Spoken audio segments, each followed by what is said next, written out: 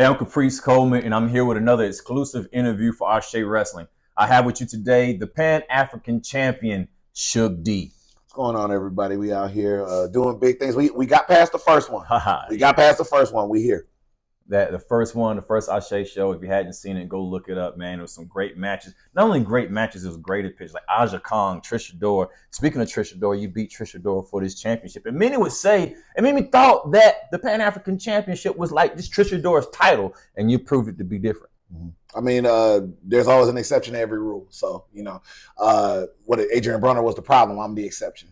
I'm the one that made that happen. So, it was probably one of the most hardest fought matches I ever had. Darius Carter also in the match. Darius Carter getting a win over Jonathan Gresham, by the way. Yeah. So it's not a matter of skill with him. It's just Oh, and that even leading to Darius Lockhart and Darius Carter. That's going to be like the battle of the Dariuses, I guess. Absolutely. What was it? He said that he was the Darius that mattered while Lockhart was gone. So wild stuff like that. But this here is just everything to me, because it's just one of those things that I never thought would come into my atmosphere. Yeah. And now that it is in my atmosphere, it means everything to protect this, to defend this, to elevate this to the highest levels of recognition, notoriety, competition that I can get for this championship. So what does this championship mean to you, though? Like, what is the difference between this championship and any other wrestling championship? Because I hear I'm saying that because a lot of people win championships and they're just like, oh yeah, I want to take this championship to the highest of heights, to the deepest of depths. I want to represent it to its fullest. I mean, you could do that with any championship. What's different about the Pan-Afrikan Championship? This championship is being seen.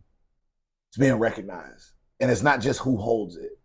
This is validating all the work of Black athletes like yourself, like myself. The Darius Lockharts, the Darius Carters, the Trish Adoras, the Jonathan Greshams.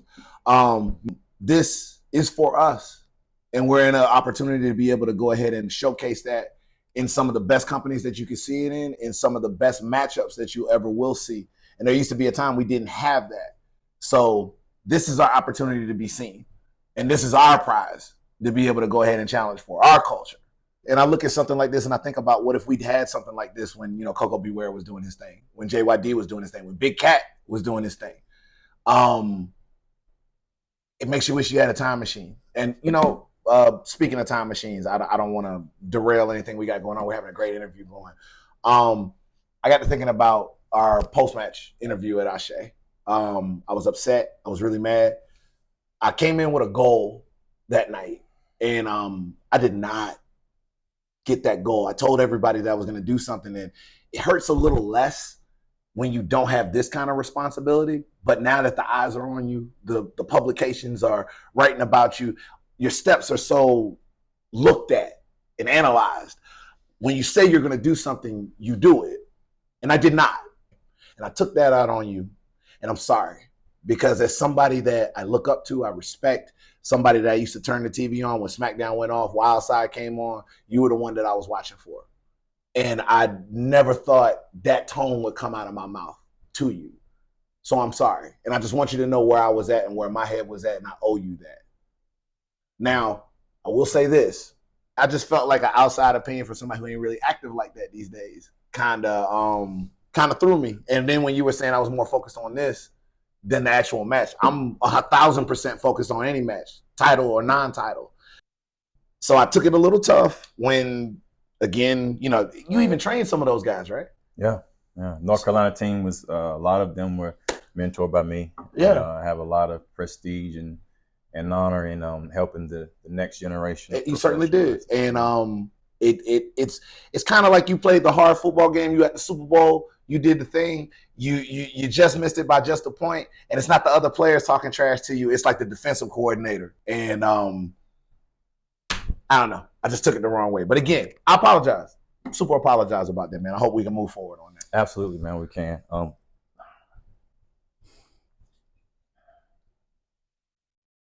You keep saying it's culture and representing for us and what this championship means like today, and then you bring up like Coco Beware. I do.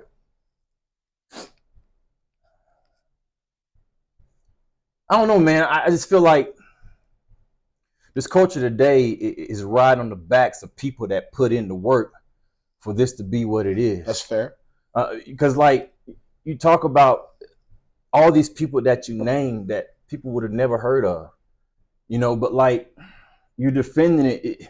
It's almost like it's a cultural thing because it's cool. Like you're cool now. You get a chance to be cool. You get a chance to be on the internet and everybody black gets to say, oh, this is the black championship. Can we say black?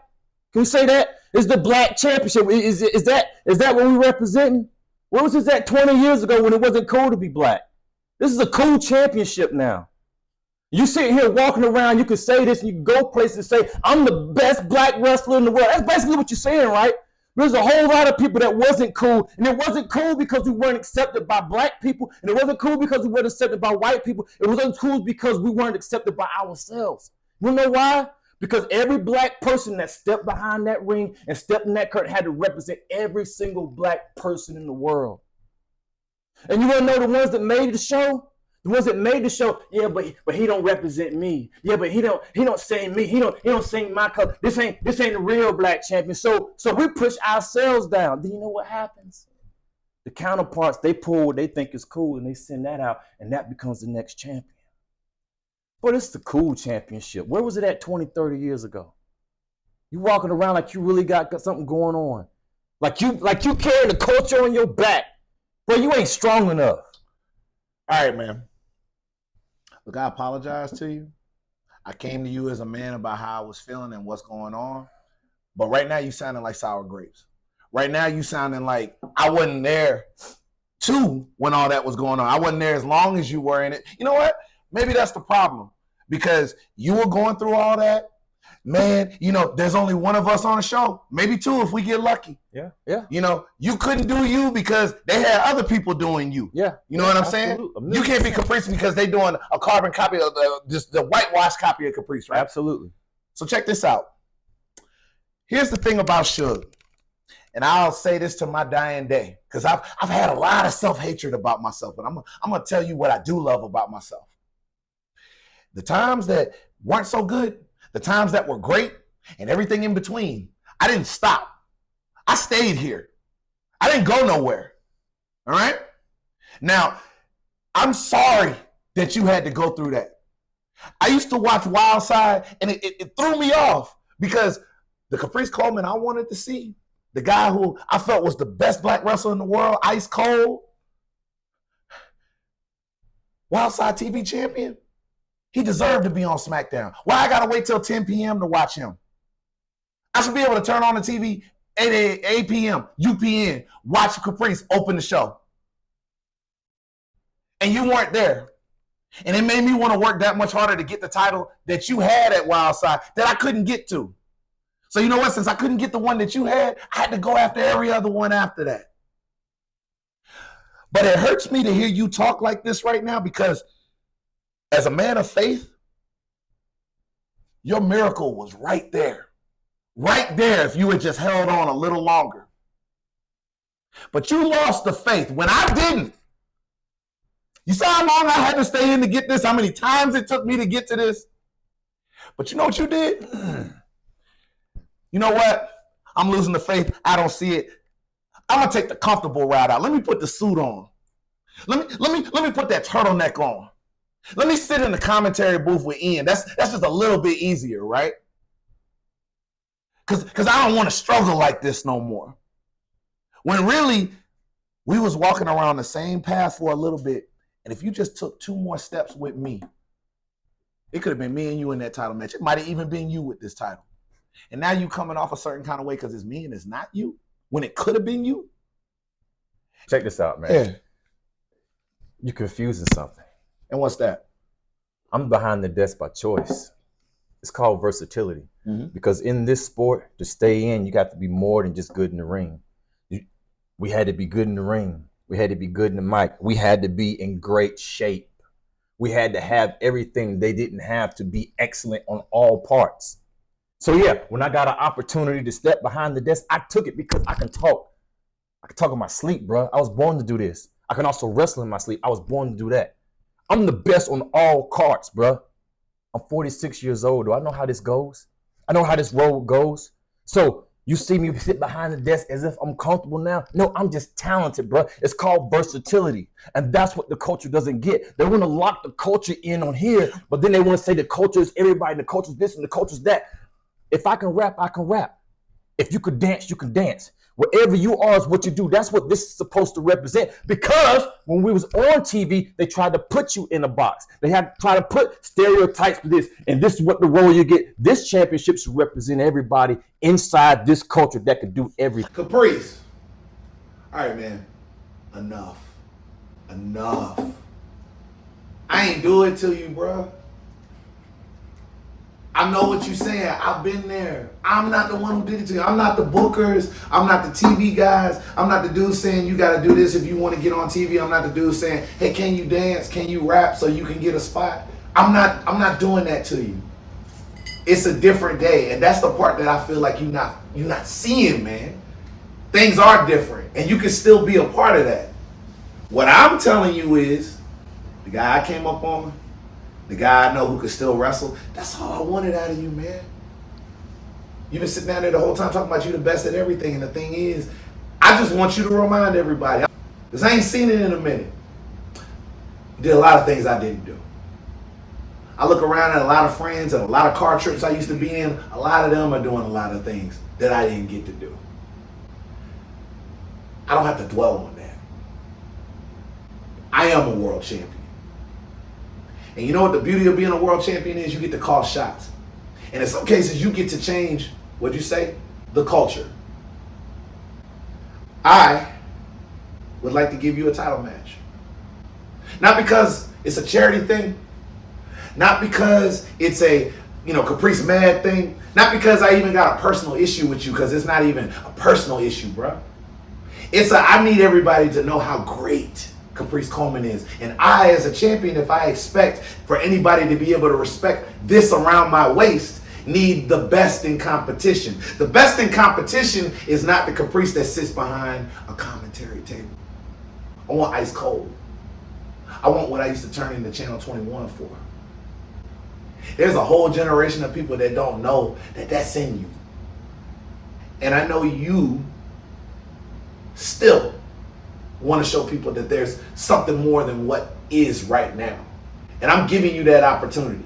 You said ain't nobody tried to open a door for you. There it is. If you want it, I'm going to give it to you. All respect due and all admiration for you.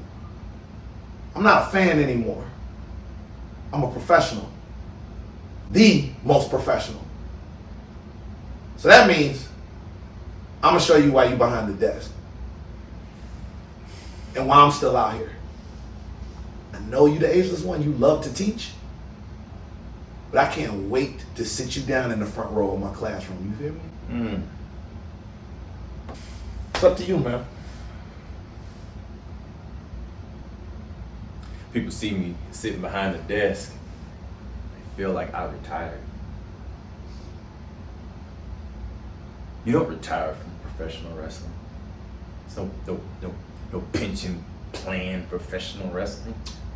Bro, I'm a king sitting on a throne getting paid to scout my competition. I'm able to see what the next generation is doing to keep preparing myself. You think I've changed? I've grown, my friend. I've evolved. Caprice Coleman is still the showstopper, crowd popping, body rocking, pulse pounding, heart racing, the handsome pace, heartbreak. I'm still the man with the grind, the style, the grace, the shape, the face. I'm still the innovator, the crowd motivator, the commentator complicated. I'm still more devastating than the space modulator, but I've grown. I'm the ageless one. I got a rookie body, a veteran mind, a silver tongue. I'm the ageless one. So no, I ain't chained, sit behind the desk and I'm chilling. Nah, I'm getting paid, bro. I'm getting paid pretty good. Like I made it. You feel me?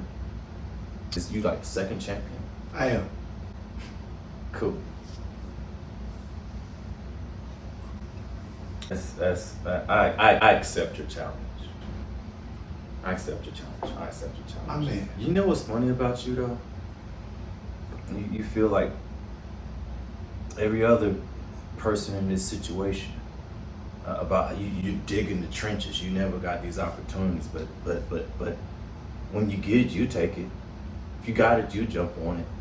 Even if they made you change your name, you do it. But that's why Caprice Coleman wasn't there, because I wouldn't. Caprice Coleman said no to a lot of things. Everywhere I've ever been, I've been Caprice Coleman. And now I'm Caprice Coleman, the ageless one. And I get a chance to wrestle for the Pan-Afrikan Championship.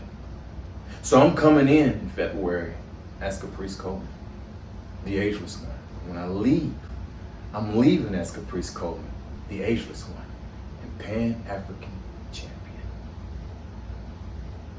This is Caprice Coleman. This is Ashe Wrestling. Exclusive interview with Suge D, the Pan-Afrikan current champion. And we're out.